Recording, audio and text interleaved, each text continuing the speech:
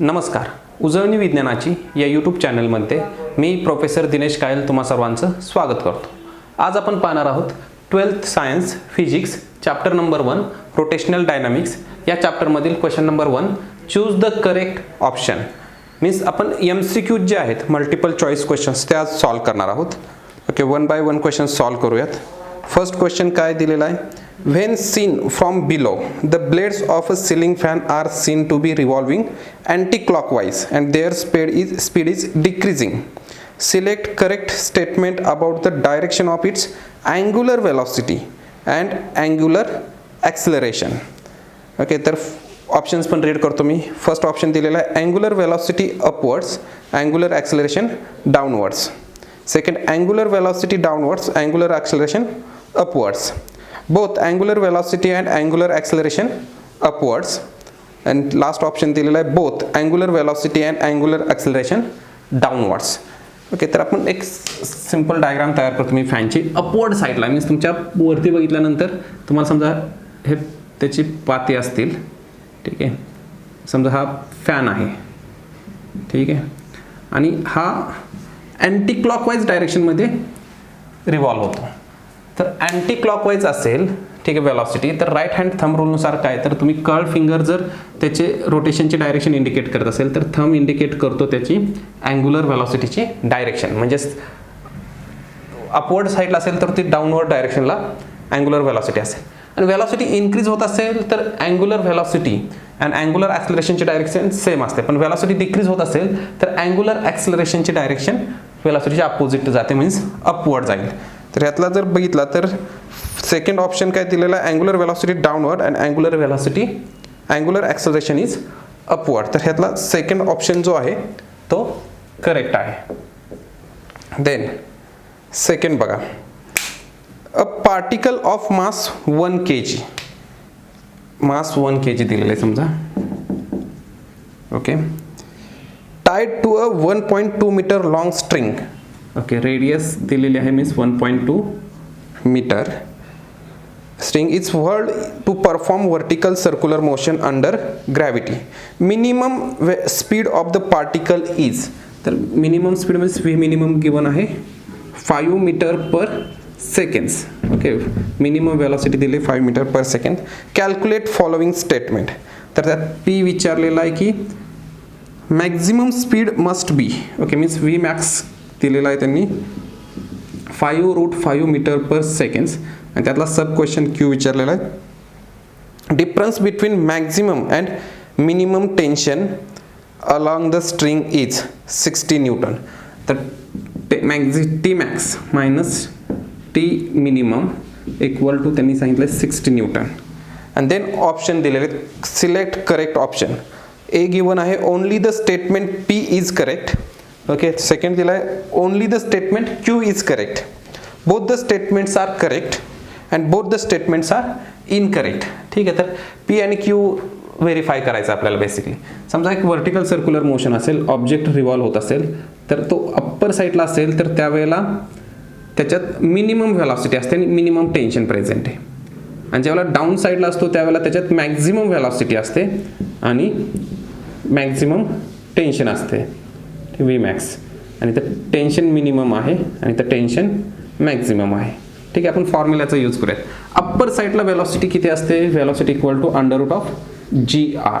Middle पोझिशनला √3GR आणि down साईडला किती असते? √5GR.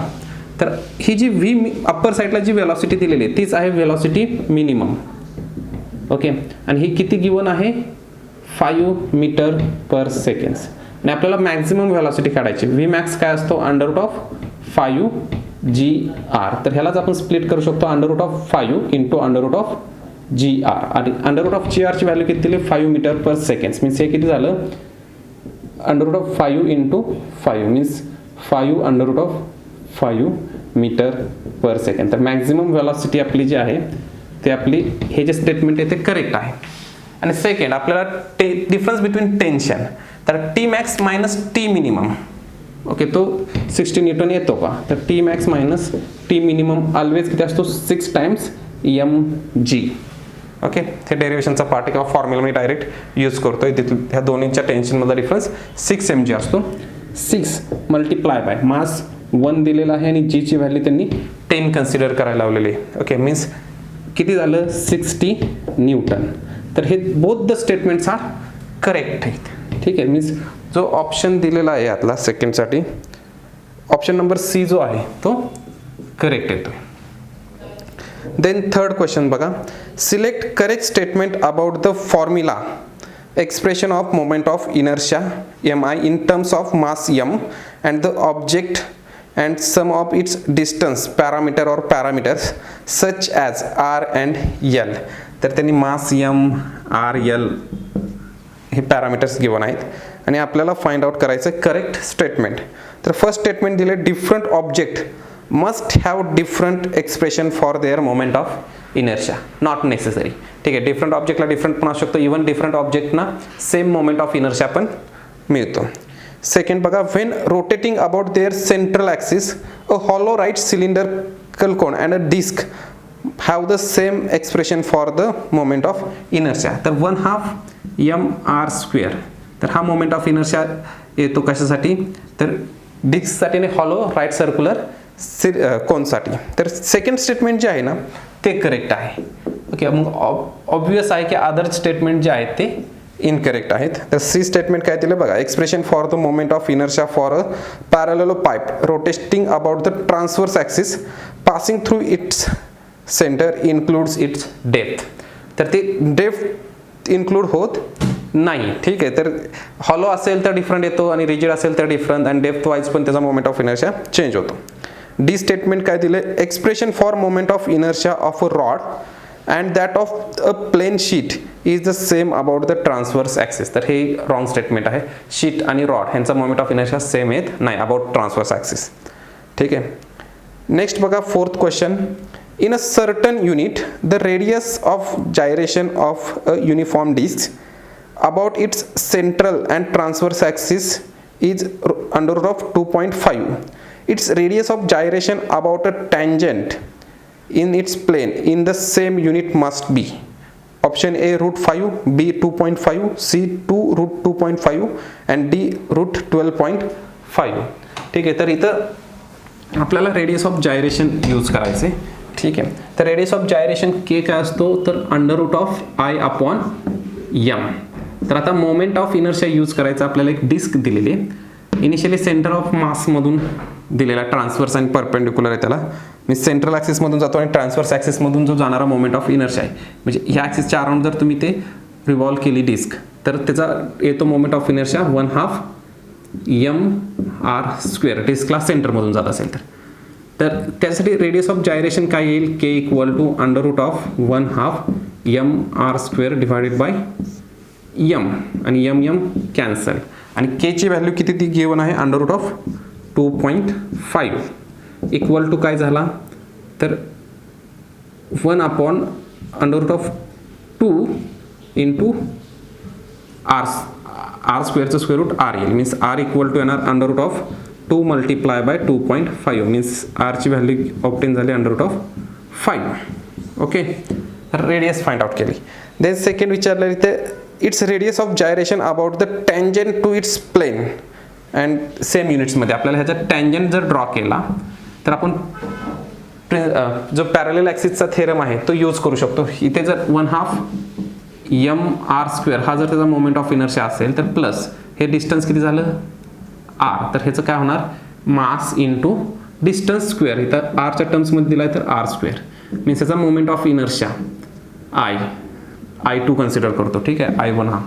तर ह्याचा मोमेंट ऑफ इनर्शिया किती येणार, तर 3/2 mr². ओके, तर ह्याच्यासाठी रेडियस ऑफ जायरेशन काय असेल तर ते के कन्सिडर केलं आपण, तर इक्वल टू येणार under root of I upon m. I ची व्हॅल्यू किती under root of 3/2 mr² upon m cancel आणि r² विचारला तर r चा स्क्वेअर केला तर इक्वल टू काय येतो तिथं 5. तर मी तिथं पुट करतो कारण की रेडियस तर सेम आहे, डिस्क सेमच आहे, ते चेंज केलेली नाही आहे. 3/2 मल्टिप्लाय बाय 5 तर के इक्वल टू येणार 15/2 अंडर रूट. ठीक आहे, रेडियस ऑफ जायरेशन.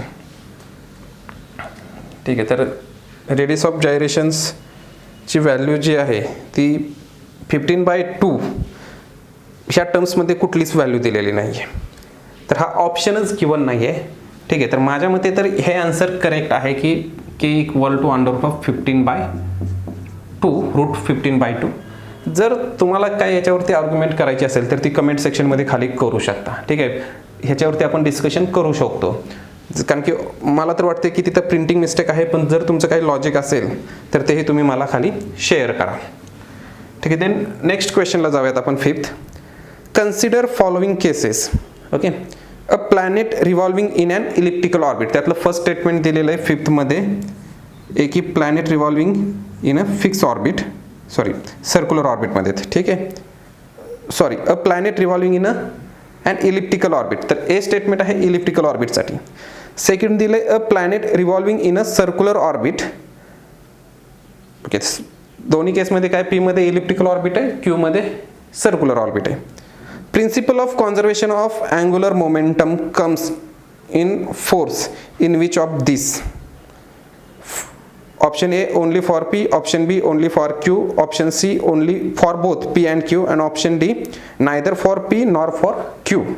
तर सेंट्रल फोर्स जर ऍक्ट होत असेल तर तिथं principle of conservation of angular momentum always work करतो. इलिप्टिकल ऑर्बिटसाठी पण आणि सर्क्युलर ऑर्बिटसाठी पण. सर्क्युलर ऑर्बिटसाठी होतं काय की स्पीड कॉन्स्टंट राहतं त्या प्लॅनेटचं, आणि इलिप्टिकल ऑर्बिटसाठी काय होतं, जर तो प्लॅनेट क्लोज आला तर व्हेलॉसिटी इन्क्रीज होते, आणि जर लांब गेला तर व्हेलॉसिटी डिक्रीज होते. ते की केप्लर्स फर्स्ट अँड सेकंड लॉवरती आपण पाहिलेले.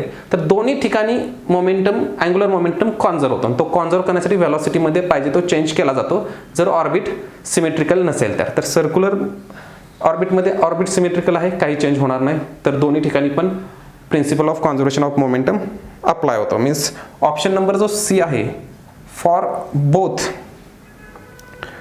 पी अँड क्यू हे करेक्ट आहे.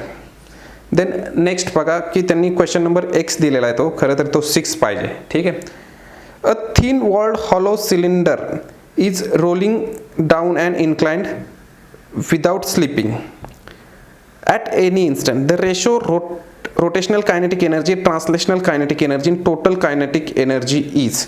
तर यांनी कायनेटिक एनर्जीच्या टर्म्समध्ये रेशो विचारलेला आहे, तर तो रेशो काय येणार. तर ओके, पहिल्यांदा काय दिलेलं आहे त्यांनी, तर रोटेशनल कायनेटिक एनर्जी. ठीक आहे, rotational kinetic energy has to translational kinetic energy, आणि देन विचारलं त्यांनी टोटल कायनेटिक एनर्जी. ओके, तर नॉर्मली रेशोचं काय असतात, तर ह्याचा रेशो 1 असेल तर ट्रान्सलेशनल कायनेटिक एनर्जी येते k² r², आणि टोटल कायनेटिक एनर्जी येते 1 + k² r². आणि त्यांनी कशासाठी विचारलेलं आहे हे, तर फॉर द मी हे कशासाठी घेतलेलं आहे, तर आपण जे डिस्क दिलेली आहे, हॉलो सिलेंडरसाठी दिलेलं आहे. ठीक आहे, तर हॉलो सिलेंडरसाठी हे इक्वेशन ॲप्लिकेबल होतं.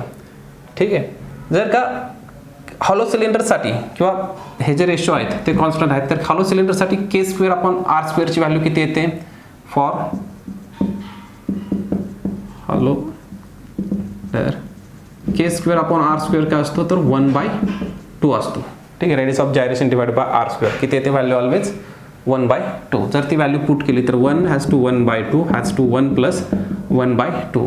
ह्यांची ॲडिशन केली तर काय होईल 1/2 3/2, आणि थ्रू आउट इक्वेशनला जर 2 न मल्टिप्लाय केलं तर काय येईल 2 हॅज टू 1 हॅज टू 3. तर 2 हॅज टू 1 हॅज टू 3, तर ऑप्शन नंबर डी जो आहे तो इथं करेक्ट आहे, 2 हॅज टू 1 हॅज टू 3. तर या ठिकाणी आपण जे मल्टिपल चॉईस क्वेश्चनचे विचारलेले आहेत ते सॉल्व्ह केलेले आहेत. ठीक आहे, जर तुम्हाला याच्यावरती काही डिस्कशन करायचं असेल तर ते तुम्ही खाली कमेंट सेक्शनमध्ये करू शकता. तुम्हाला काही डाऊट असतील तर ते पुन्हा तुम्ही विचारत चला. या ठिकाणी हा व्हिडिओ संपतोय. जर हा व्हिडिओ तुम्हाला आवडला तर लाईक करा, शेअर करा, तुमचे जे 12th चे फ्रेंड असतील त्यांना. थँक्यू.